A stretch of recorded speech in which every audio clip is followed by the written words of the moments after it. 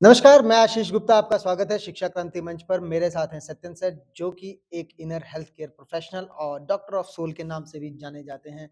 तो आइए करते हैं उनसे कुछ बातचीत आज के परिवेश के बारे में और जानते हैं उनके विचार कि क्या विचार हैं उनके इस प्रश्न पर। सर, बहुत-बहुत स्वागत है आपका। बहुत-बहुत धन्यवाद आशीष जी। सर, जैसा कि आप देख रहे हैं आजकल एक ऐसा परिवेश बन गया है जिसमें छात्रों के ऊपर या बच्चों के ऊपर अपेक्षाओं का काफ़ी दबाव पड़ जाता है और उस दबाव के चलते जो है कई बच्चे जो हैं उसमें अक्षम रहते हैं उन अपेक्षाओं पर खरे उतरने में। तो कई ऐसी घटनाएँ जो हैं जिन्हें हम शर्मनाक मैं कहने में कोई वो नहीं आपत्ति नहीं होगी मुझे कि काफ़ी शर्मनाक जो है स्थितियाँ उत्पन्न हो जाती हैं जो कि काफ़ी दिक्कतें पेश कर देती हैं हमारे समाज के लिए। तो आप इसे सर किस प्रकार से देखते हैं? जी आशीष जी, सबसे पहले तो मैं कहना चाहूँगा कि मैं कभी-कभार मेंटल हेल्थ काउंसलिंग प्रोवाइड करता हूँ। इस नाते आप मुझे इनर हेल्थ केयर प्रोफेशनल कह सकते हैं और सोल डॉक्टर और डॉक्टर ऑफ सोल कहना एक बहुत बड़ी उपाधि है।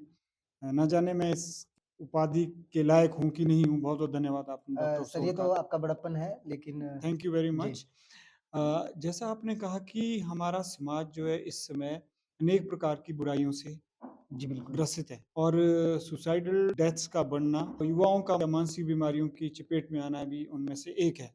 जी, तो इसके लिए आपने सही कहा कि यह अपेक्षाओं की वजह से भी है। माता-पिता अपनी जो अपूर्ण अपेक्षाएँ हैं, जो उनकी अपेक्षाएँ, इच्छाएँ पूरी नहीं होती हुई हैं, वो अपने बच्चों के माध्यम से पूरी करना चाहते हैं। यानी माँ-बाप कई बार क्या होता है कि वो अपेक्षाओं का बोझ अपने बच्चों पर इतना लाद देते हैं कि उनका मानसिक पटल वो अपेक्षाओं का बोझ सहन नहीं कर सकता है और वो टूट जाते हैं और वो आत्मघाती कदम उठा लेते हैं। जो इस तरह की घटनाएँ हैं सर वो कहीं न कहीं समाज में एक बुराई, सामाजिक कुरीति भी है, तो वो किस प्रकार से? देखिए आशीष जी, बहुत अच्छा आपने प्रश्न पूछा है कि जो यह आत्मघाती कदम हुए हैं या फिर सुसाइडल डेथ्स हो रही हैं या सामाजिक बुराई है, क्योंकि हम लोग एक दूसरे से जुड़े हैं सोशल फैब्रिक जिसको हम बोलते हैं। सोशल फैब्रिक का मतलब होता है कि रिलेशनशिप और कनेक्शन के माध्यम से हम एक दूसरे से जुड़े हैं, जी, यानी उस कॉमन थ्रेड के माध्यम से एज अ होल हम जुड़े हैं। और बिल्कुल। जब कोई बच्चा सुसाइड कमिट करता है या फिर वो आत्महत्या करता है, तो सिर्फ वह खुद को ही नुकसान उसने नहीं पहुँचाया है, बल्कि वह अपने चारों ओर लोग हैं, उनको भी वह नुकसान पहुँचाता है, बल्कि उनको ज़्यादा नुकसान पहुँचाता है। खुद तो मर गया, जी, बिल्कुल। जो भी कोई युवा पर्सन है, लेकिन उसका जो दुष्प्रभाव पड़ता है, वो उसके सगे-संबंधियों पर पड़ता है। जो चारों ओर उसके लोग हैं, उन पर पड़ता है और उनका उसका प्रभाव जो समाज पर भी पड़ता है, क्योंकि वो लोग कहीं न कहीं किसी न किसी तौर पर वो समाज से जुड़े हुए होते हैं। अ, वैसे इसका प्रभाव सर कहीं न कहीं उन पर भी पड़ेगा जो उसी तरह के प्रवेश से गुज़र रहे हैं और उनके दिमाग में भी कुछ ऐसे विचार चल जी, रहे हैं। बिल्कुल, ये आपने बहुत सही बात कही, जी, क्योंकि क्या होता है, मान लीजिए कोई एक सुसाइडल केस हो जाता है जी, और दूसरे जिनमें इस तरह की जो थॉट्स है, जी, सुसाइडल थॉट्स है और टेंडेंसीज़ हैं, जी। तो उनको भी कहीं न कहीं एक तरह से बल मिल जाता है कि इस तरह की चीज़ें हो रही है और होनी चाहिए।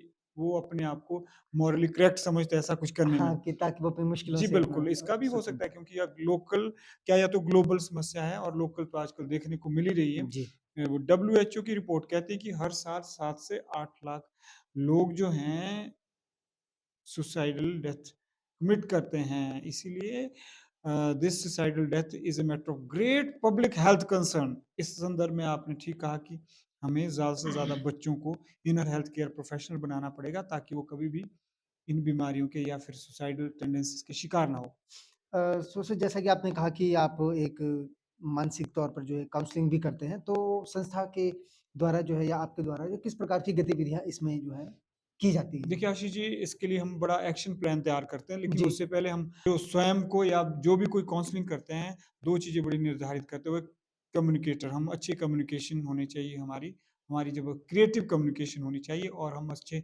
लिसनर होने चाहिए और एनालाइज़र होने चाहिए। जी। जब हम उनका एनालिसिस करते हैं, तदुपरांत ही हम उनको health inner health counselling provide करते हैं। तो वो फेस टू फेस भी हो सकती है और टेलीफ़ोनिकली भी हो सकती है। और कई बार क्या होता है कि कोई जो हमसे फ़ोन करते हैं, तो वो सामने नहीं आना चाहते हैं। जी, बिल्कुल। वो चाहते हैं कि हम उनको उनकी जो एनोनिमिटी है, उनकी प्राइवेसी है, इंटैक्ट रखें और उनको टेलीफ़ोनिकली बात करें। तो एक हम टॉकिंग थेरेपी भी हम देते हैं और जी। ये काफ़ी कारगर सिद्ध हुई हैं और इसमें काफ़ी अच्छे रिज़ल्ट हमें मिले हैं।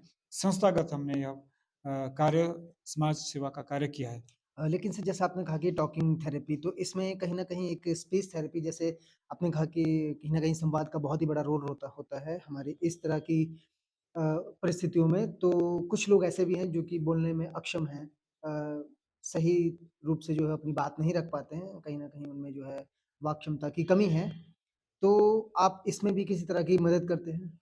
जी, आशीष, जैसे स्पीच थेरेपी फिर एक और कॉन्सेप्ट अलग कॉन्सेप्ट आ गया, लेकिन आपका यह कहना भी सही है कि होता क्या है जब किसी व्यक्ति की इच्छाएँ पूरी नहीं होती हैं और वो अपनी इच्छाओं की पूर्ति में लग जाता है, उसके भीतर वो चीज़ें दब जाती हैं। जी। मान लीजिए आपकी कुछ इच्छा थी, आप कार लेना चाहते थे और आप नहीं ले पाए हैं, या आप कुछ ब्याह करना चाहते थे, आपका नहीं हुआ है और आपका दिल टूटा है, तो जी। वो आप शर्म के मारे किसी से आपने वो एक्सप्रेस नहीं की है। हुँ।